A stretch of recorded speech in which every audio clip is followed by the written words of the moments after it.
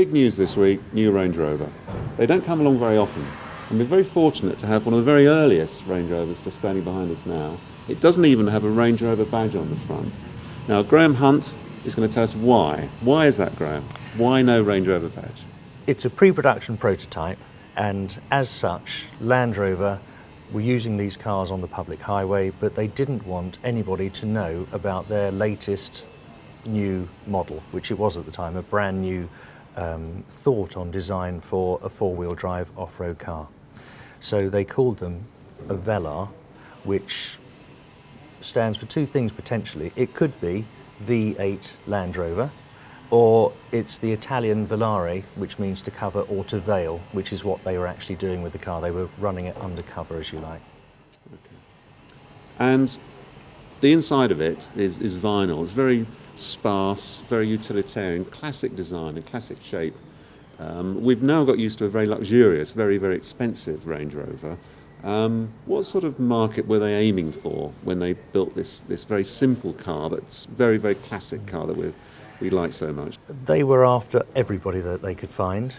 Landed gentry with estates, farmers, people in central metropolitan areas, businessmen, and the fact that it was all covered in plastic inside, the floors and the central tunnel, actually in its day was a bit of a step up, because all normal off-road cars and Land Rovers would have had no carpets and it would have just been a painted metal floor.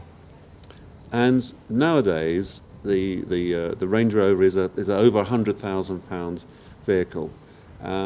What car would be the equivalent of that price-wise, going back to 1970? What would be? Would it be an E-Type or something like that? Yeah, well, this in 1970 was £2,000, and I think a new Rolls-Royce was about £10,000. Mm-hmm. So it was 20% of a Rolls-Royce, which today is £250,000. That would make it, in today's money, maybe 50,000.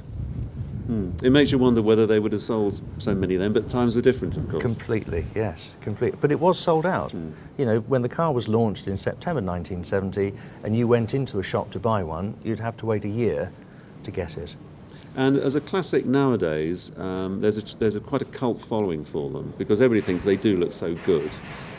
What's it like to run as a classic car? Something you could drive every day? Yes, yeah. I mean, I do. I live in central London and we use them on a very regular basis, and they still do exactly what it said on the tin then. You know, nice V8 engine, easy gearbox, good brakes, sits up nice and high, you can see where you're going, and it doesn't have the luxuries of modern day technology with airbags and ABS, but it worked in 1970. There's no reason for it not to work today. Well, we're just about to drive it, so let's see what it's like. I can't wait.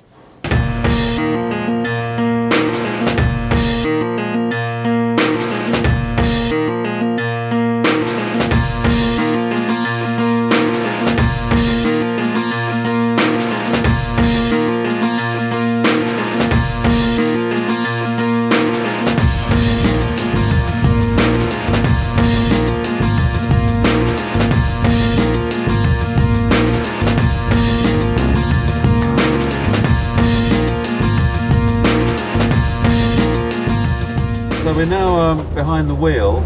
I mean, it feels remarkably good condition, and it's quite extraordinary considering it's 40 years ago since this was built. What differences would this car have with one of the production cars that came out just a few months later? Probably remarkably few from the very early cars, but they did change the differentials on both axles for the production cars, because these ones are very slightly different. Probably, I'm not sure, but may well be made within the factory specifically for the job, as opposed to being productionized units. And of course all the cars were put together by hand, so that the panel fit is not that which you'd find on the production cars, which came through a little bit later. Of course, one of the great things about the Range Rover is the driving position, which I think it must be one of the first cars to have introduced that to the general world of motoring. I wonder what people thought at the time of driving a car that was so high up and has such good view. I think it was a revelation, because, as you say, you could see over hedgerows and see what's coming round the corner. And in London, you can see ahead of you and you can see which lanes are going to be clear and which aren't, so you can nip through the traffic really easily.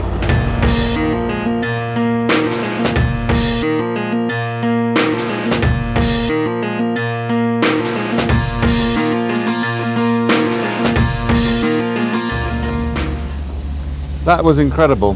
40-year-old design, one of the world's iconic design images. Drives wonderfully. I can't wait to drive the new one. See you in a few weeks' time for that.